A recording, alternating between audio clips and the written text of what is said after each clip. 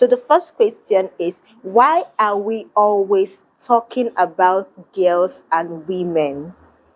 Don't you think boys experience violence too?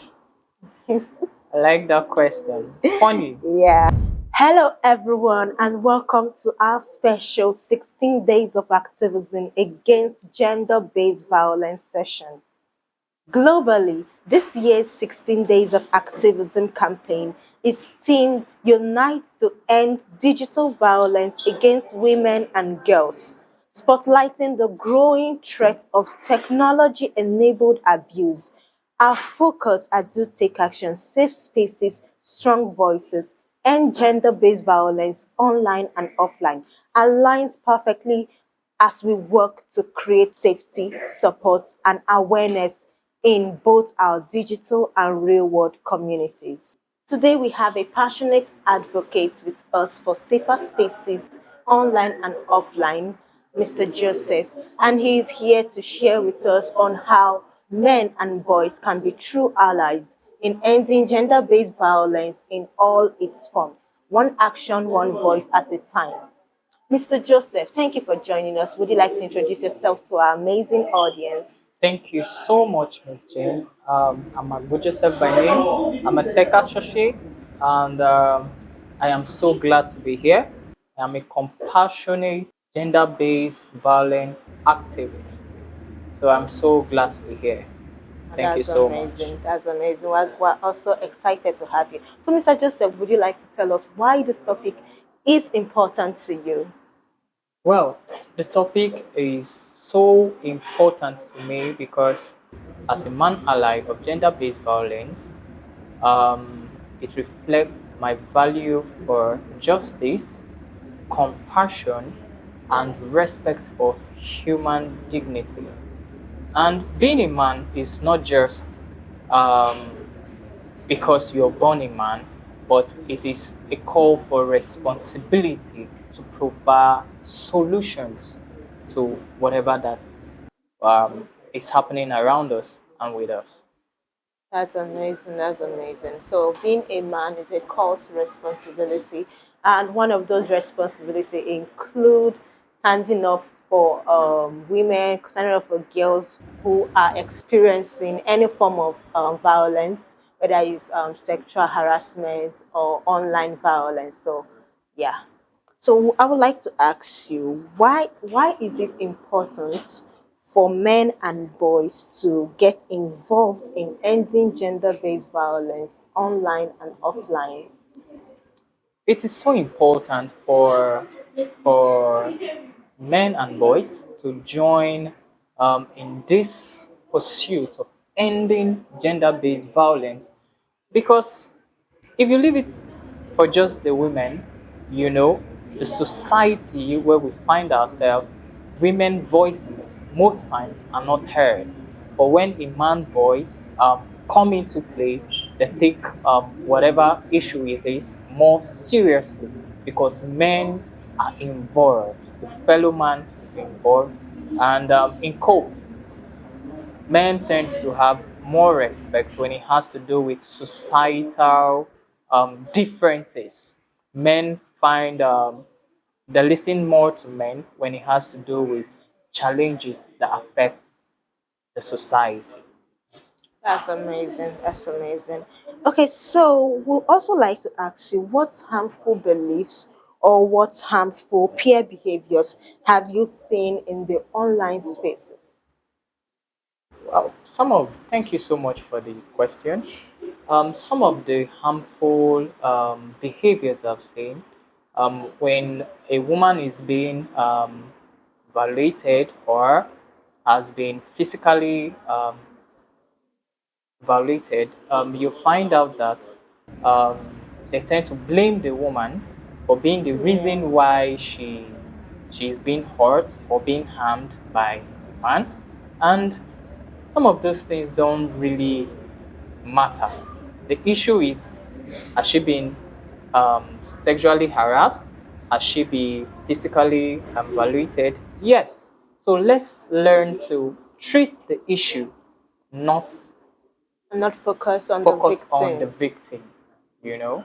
or focus on trying to figure out what would make the man do what he did, but the exact challenge, which Yeah. is the man valuating the woman instead. Yeah, that's amazing. So we have to stop always asking what did the woman do to deserve this, and we should start looking at the men, like, and start calling out the behavior. Why should the behavior even exist? Yes, of That's course. amazing. That's amazing. Would you like to share one or two experiences of how of someone you know that stood up against gender-based violence, or whether it's online or offline? Well, I for one have always spoken the little way I can. Each time I see women being evaluated, you know, either physically or otherwise. But there is this shocking story. I was walking with one of my friends around the street where I found some group of guys, hitting their fellow man, and we all thought as if it's a street fight. Yeah. But when we drew closer, we found out that he actually harassed, violated his girlfriend, so to say, and the guys around the streets who understand that as a man, your strength is not in your hands, but it's in your mind, your mindset, not by raising your hands on a woman to show you are the man. So they understood that. I found them hitting the guy, protecting the woman. Of course, they called law enforcement agencies who later came and picked the boy up for doing such. And I believe justice was served. Okay. I like one thing that you mentioned. You said true strength is not a true strength for men should not be in raising their hands against women and so on. Yeah, that's really amazing. So I would also like to know or ask you, how do positive role models and peer supports shape respectful attitudes? Okay, positive role models shape respectful attitudes. In a case whereby you have parents who tell their children, of course, don't hit a woman, and them themselves, you know, they're just saying the word, but they're not doing it. You find them themselves hitting their wives in the presence of the children, and it's time that for parents to do what they say, you know, not just saying something to the children and not, you know, showing that. Children tend to learn from what they see than what you say. Amazing, amazing. So the parents a man grew up from or a boy grew up from matters. What he sees growing up is eventually what he would Portray. exhibit, Yeah. yeah, and portray. So that's about the families. What about the peer behaviors, like the peer behaviors? How do peer behaviors help? How can it help shape respectful attitudes towards women? Peer influence. Okay, peer influence. For peer influence, if if you found out that your friend has such attitudes, you educate him. You can book him for a session, where he gets educated on the importance of not doing that and the consequences also of doing that, to refine his mind, and causing a change. For me, change, first of all, begins from the mind. Yeah. Thank you so Wow, much. that's amazing. So he has to, it's like you said, it starts with lending, speaking up. If you have a friend who you know that engages in any form of violence against women and girls, they have to make up their mind to use their voice to correct or Yeah, of stand course. for. Yeah.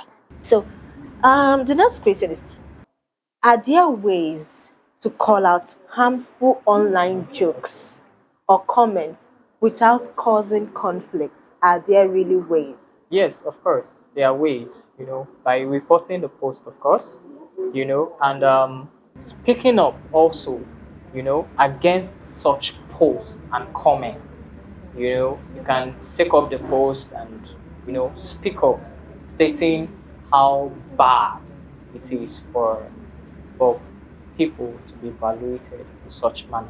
Yeah, I like the fact that throughout our conversation, we keep mentioning speaking up. Speaking up. It's very important that people speak up for what they see going on around them. It's no longer, oh, it's not my business. We need to speak up, even if it doesn't really, it doesn't. We don't have to wait for it to get to someone that we know. If we see it online, we should speak up against it. That's amazing. Thank you so much for sharing that. Can you share a final tip or call to action for our amazing viewers?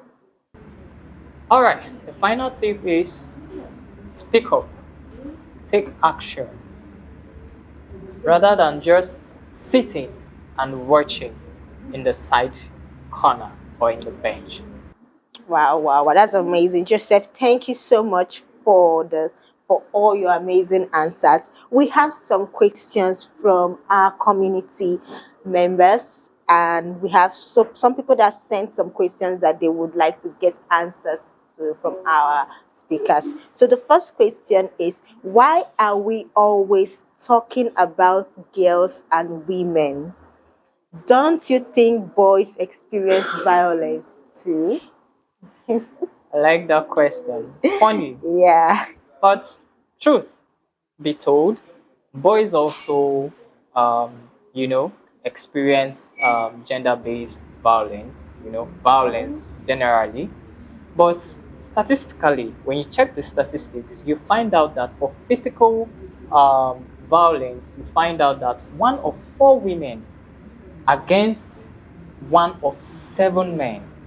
And when it comes to sexual violence, which in quote, rape and other forms of it, you find out that 1 of 10 women are victims of sexual Harassment. harassment and what have you, while 1 of 71 men are victims. So when you put all the statistics together, women tend to be victims of gender-based violence than men. Yeah. So of course, that's the So, statistics. so our dear viewer, I hope you got your answer. I hope Mr. Joseph helped you get your answer, because, like he said, yes, boys may do experience of violence in one form of or the other, but girls, the statistics for girls are alarming.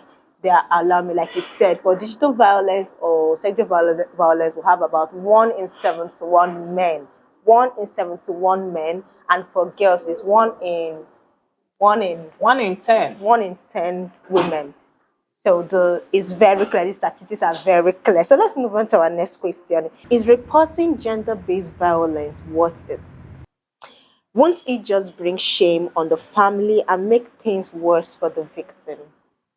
Well, for me, the victim's life is much more important than any family values. Like the case of Ochanya that is trending recently, that is currently trending. She's dead now, but of course, before she died, she made a video of her being evaluated, and it's currently trending now, and people are calling out for justice and all of that. So just imagine a lot of violence that have been swept in the carpet because so many of those victims didn't have a recording of it or didn't report. It's very important because justice needs to be served at every point. So it is okay to report it. Of course, it is okay. It is okay. That's good. Thank you so much for joining us on this session. Value amazing insight. We're happy to have you. Thank you so much. Remember, creating safe spaces and speaking with strong voices starts with each one of us. Together, we can end gender-based violence in all its forms. Join us for more sessions as we bring you ways in which you can join in ending gender-based violence in all its forms during these 16 days of activism.